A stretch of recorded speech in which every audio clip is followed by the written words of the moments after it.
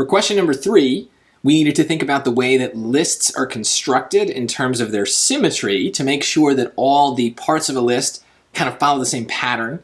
Here we're also looking at a list, but this time it's about punctuation. And so this time it's a little easier to predict the question because, well, look at the choices, right? They tell us pretty clearly that we need to care about punctuation.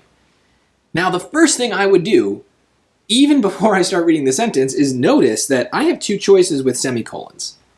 And there's a very clear rule for semicolons, and it's that in order to use one on the SAT, we need to have a complete sentence before the semicolon and a complete sentence after it. Now that's an easy test to apply as I go through this and try to think about how things are constructed. So let's take a look at what we have here.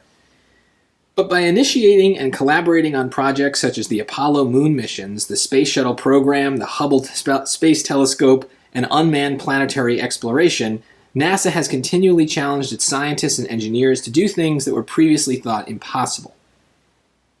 So there is a place right here where we do kind of have a break. This end part is the real sentence here. NASA has continually challenged its scientists and engineers to do things that were previously thought impossible. That could stand alone. Everything that comes before it is kind of just like an introduction, a very long introduction.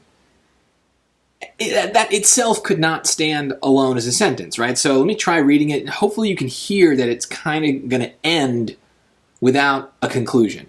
So it says, but by initiating and collaborating on projects such as the Apollo moon missions, the Space Shuttle program, the Hubble Space Telescope, and unmanned planetary exploration,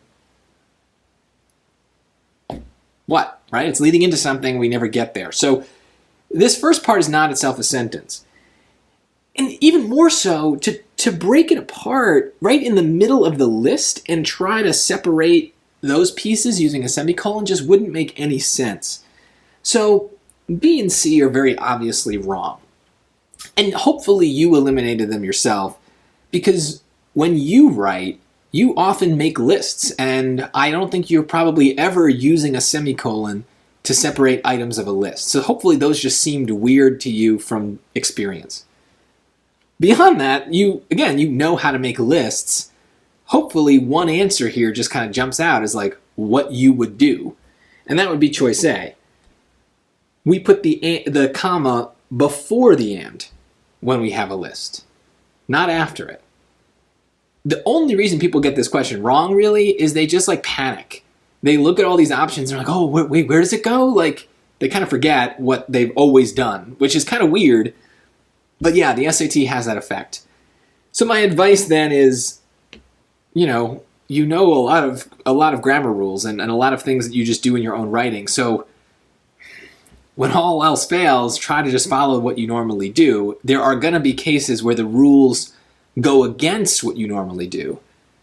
But if you just need a reason to pick something, like they're trying to trick you, but in only so many ways. This is not a trick. This is just like, write the list. So hopefully they're not even watching this video because you just did that and you got it right and you were able to move on. But yeah, you usually write the rules correctly. So let that be your guide.